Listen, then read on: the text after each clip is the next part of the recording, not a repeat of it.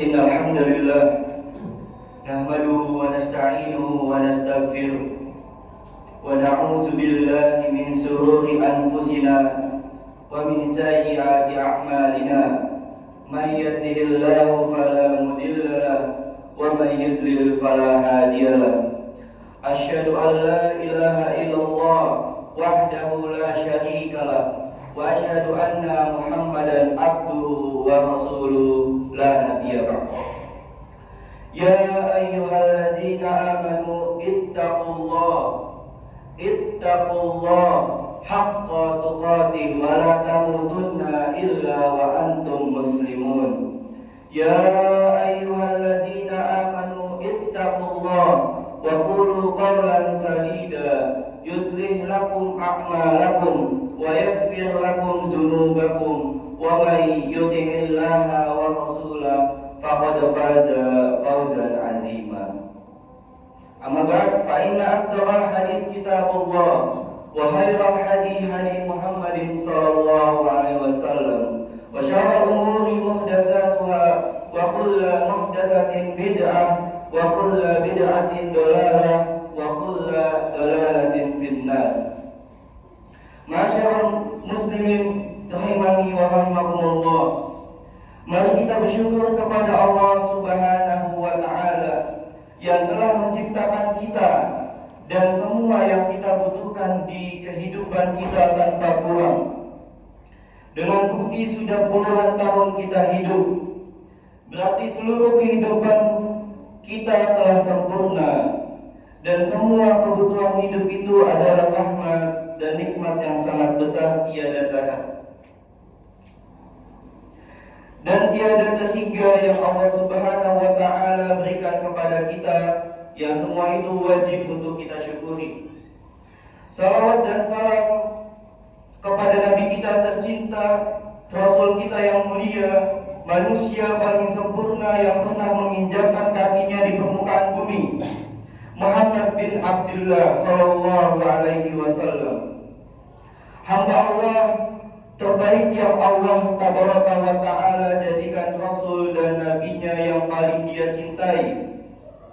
Dan kita diperintahkan untuk mengikuti derap langkahnya yang telah dia ajarkan kepada kita, dan beliau telah teladankan kepada kita.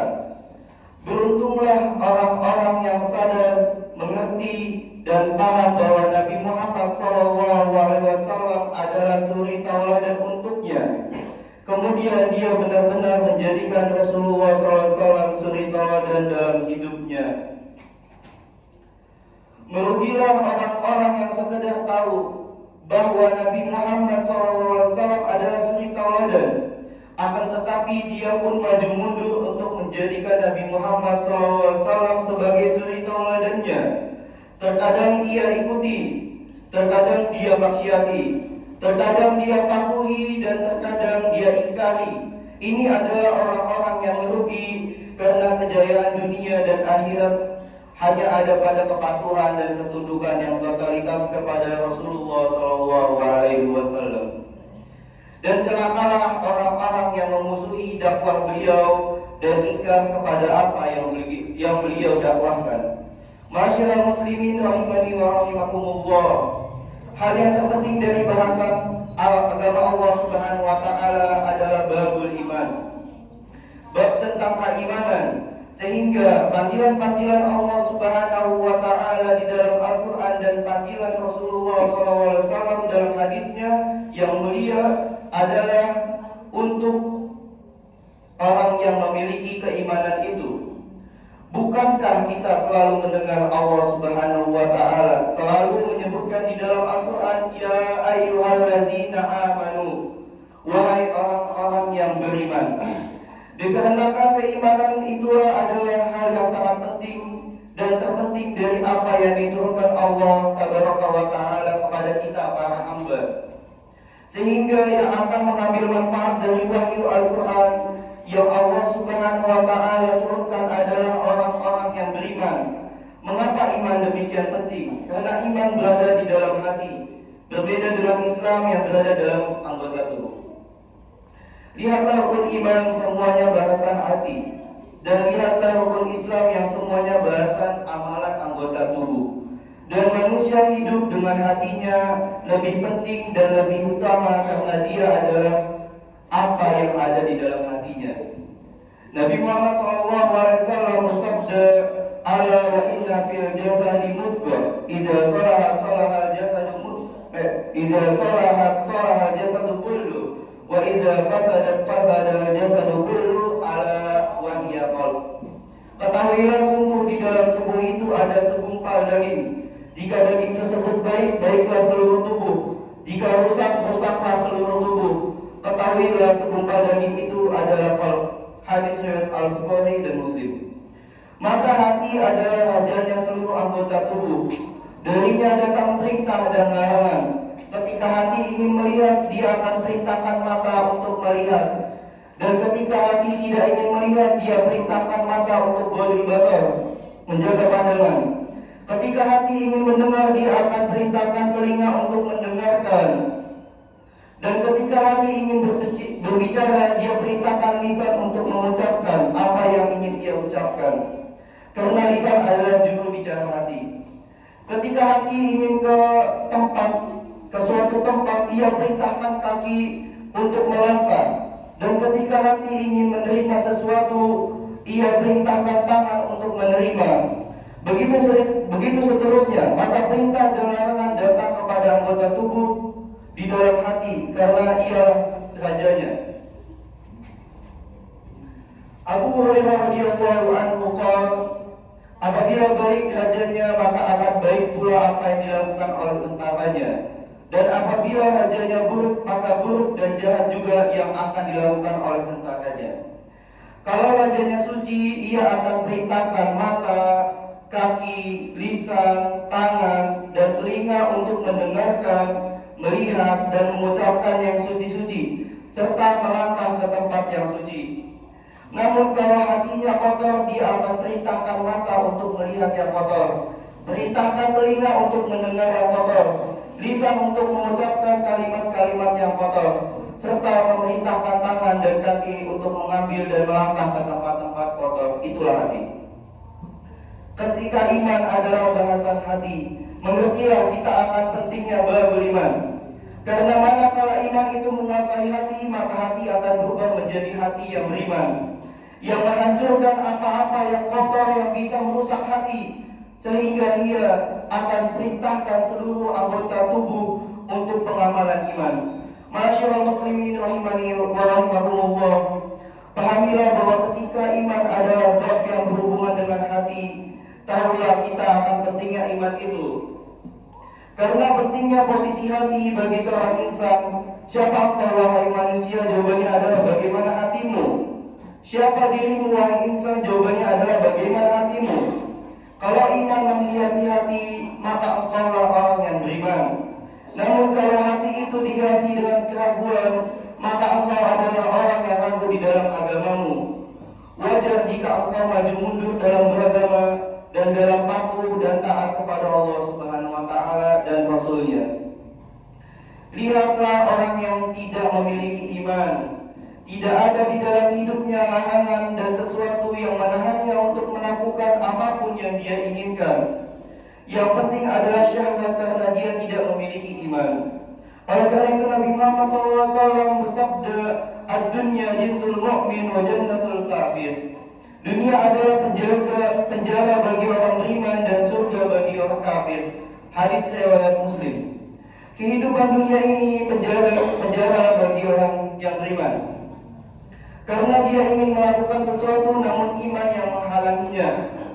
Dan dunia adalah surga bagi orang kafir, karena tidak ada keimanan yang akan menghalanginya terhadap apa yang dia mau, apa yang dia suka, dan apa yang dia inginkan.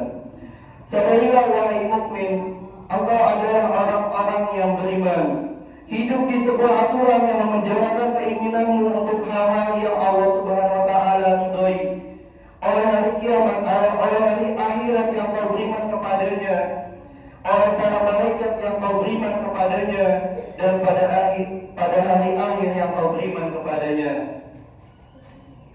Keimanan itu memenjarakanmu untuk mengikuti setiap yang kau mau dan yang kau suka. Karena belum tentu apa yang kau mau itu adalah yang Rabbmu inginkan. Dan belum tentu apa yang kau suka itu juga yang Allah Subhanahu wa taala suka. Maka orang yang benar-benar beriman kepada Rasulullah SAW, hari akhir dan kitabnya, serta kepada qada dan qadar, hidupnya berbeda. Hidupnya tidak sama dengan hidupnya manusia biasa, karena dia memiliki iman yang memenuhi hatinya. Di mana manusia semangat mengejar dunia, dia akan bersemangat mengejar akhirat. Ketika manusia bersemangat menceritakan tahta, dia hanya menceritakan pahala. Dan ketika manusia sibuk dengan berita-berita tentang keadaan dunia, dia sibuk dengan cerita dan berita dari Allah Subhanahu wa taala dan Rasul-Nya Nabi Muhammad SAW.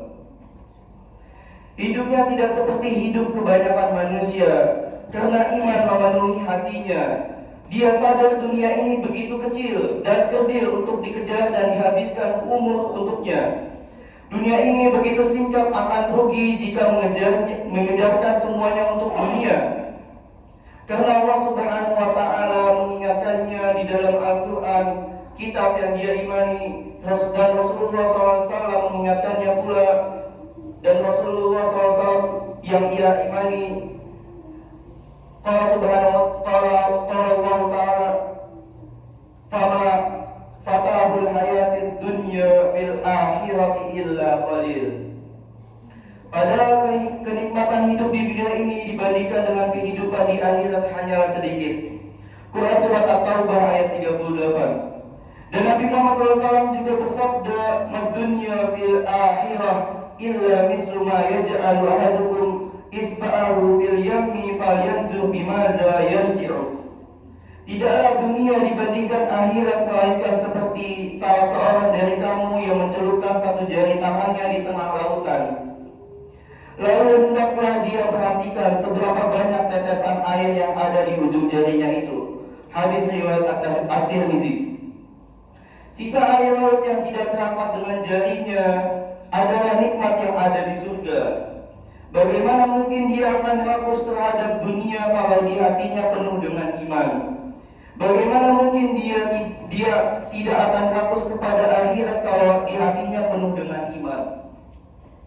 Dan bagaimana mungkin dia mengejar dan menghabiskan usianya untuk dunia kalau hatinya benar-benar mengetahui apa itu dunia, seperti yang Allah Subhanahu wa Ta'ala dan Rasul-Nya katakan kepadanya? Maka dia tidak akan terlihat seperti banyak orang. Manusia sibuk, dia pun sibuk, tapi sibuknya dia tidak seperti sibuknya mereka. Manusia berbicara, dia pun berbicara, akan tetapi pembicaranya tidak sama dengan pembicaraan mayoritas manusia. Itulah orang yang beriman. Andai kita ingin menjadi orang yang beriman, jadikan iman di dalam dada mempengaruhi mata, telinga, lisan, kaki, dan tangan kita.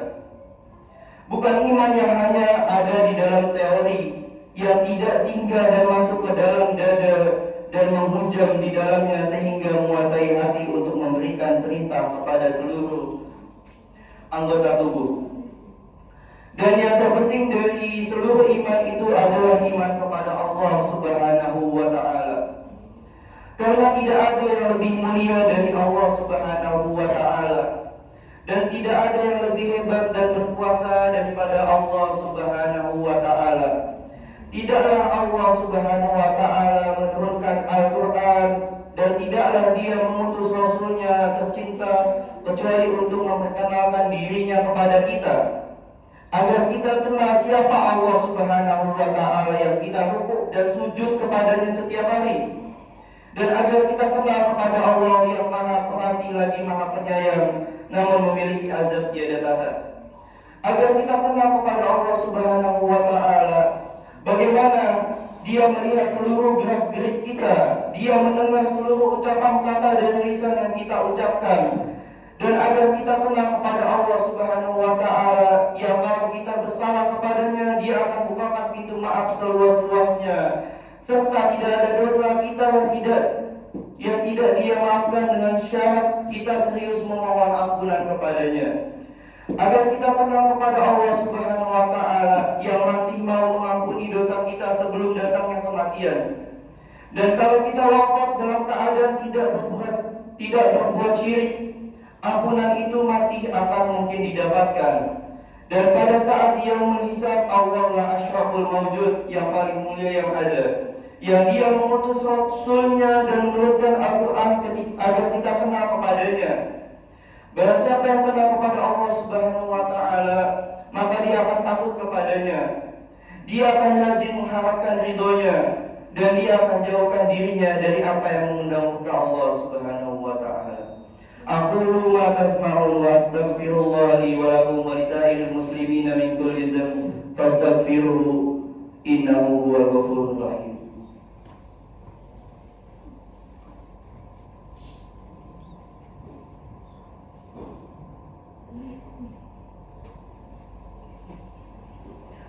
Alhamdulillah wa kafa, wassalatu ala nabiyyil mustafa wa ala alihi wa man iktafa, amma ba'd. Wajar kalau kemudian di dalam Al-Quran Allah Subhanahu wa Ta'ala memerintahkan kita untuk selalu mengingatnya. Dan wajar kalau kemudian di dalam Al-Quran Allah Subhanahu wa Ta'ala melarang kita untuk lupa kepadanya. Sungguh orang-orang yang iman, orang-orang yang beriman memenuhi hatinya, sulit baginya untuk melupakan Allah Subhanahu wa Ta'ala. Dan orang-orang yang menipis iman di dalam dadanya, hal yang paling sulit baginya adalah mengingat Allah Subhanahu wa Ta'ala.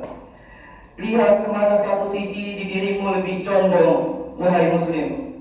Apakah engkau lebih condong kepada orang yang selalu mudah baginya mengingat Allah Subhanahu wa Ta'ala, ataukah kepada orang yang sulit baginya mengingat Allah Subhanahu wa Ta'ala? Karena di akhirat orang-orang yang mengingatnya adalah orang-orang yang beruntung. Dan orang-orang yang melupakan melupakannya pun Allah Subhanahu wa taala akan melupakannya. Di dunia mereka melupakan Allah Subhanahu wa taala, maka di akhirat pun Allah Subhanahu wa taala akan melupakannya.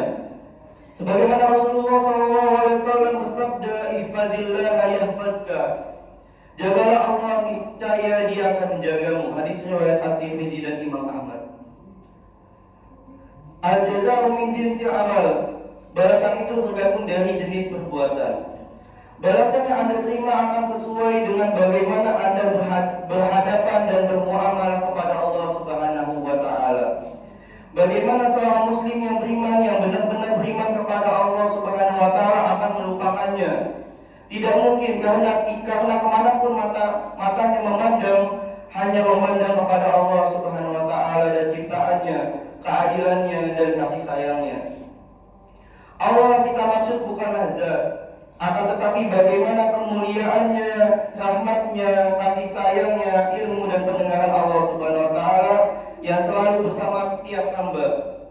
Kemana matamu memandang, itulah adalah ciptaan Allah Subhanahu wa taala. Kemana matamu kamu arahkan, di situ ada tanda-tanda kekuasaan Allah Subhanahu wa taala. Bagaimana engkau akan lupa kepadanya? Tidak mungkin. Orang yang hatinya penuh iman, dia tidak akan lupa kepada Rabb-Nya. Ketika Anda sholat, adakah gerakan sholat yang Allah tidak disebut di sana? Mulai dari takbir dan berakhir dengan salam, setiap gerakanmu ada nama Allah yang disebut. Jangan lupa kepada Allah Subhanahu wa taala. Bagaimana dia akan melupakan Allah? Dalam takbir dia menyebut Allah Subhanahu wa taala, di dalam ruku dan sujudnya menyebutkannya. Duduk di antara dua sujud menyebut Allah. Dalam salam pun menyebut Allah Tabaraka wa taala. Belum lagi pada ayat-ayat yang dia baca. Maka aneh kalau kita benar-benar menyatakan beriman lalu kemudian kita melupakan Allah Subhanahu wa taala. Allah Subhanahu wa taala tidak akan melihat apa yang kau katakan di lisanmu, namun Allah akan melihat apa yang kau amalkan dalam anggota tubuhmu. Innallaha wa malaikatahu yusholluna 'alan nabi. Ya ayyuhalladzina amanu shallu 'alaihi wa sallimu taslima. Allahumma shalli 'ala Muhammad wa 'ala ali Muhammad kama shallaita 'ala Ibrahim wa 'ala ali Ibrahim innaka Hamidum Majid. Wa barik 'ala Muhammad wa 'ala ali Muhammad kama barakta 'ala Ibrahim wa 'ala ali Ibrahim innaka Hamidum Majid. Rabbana ighfir lana wa lil muslimina wal muslimat wal mu'minina wal mu'minat al ahya'i minhum wal amwat innaka sami'un qaribun mujibud da'wat. Rabbana ighfir lana wa liwalidayna warhamhuma kama rabbayana shighara.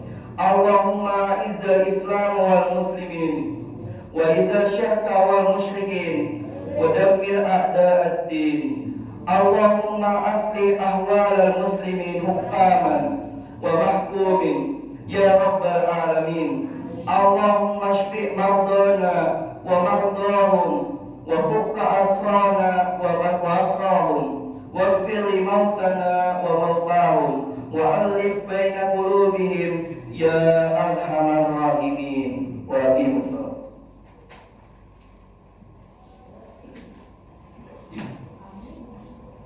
Allahu akbar.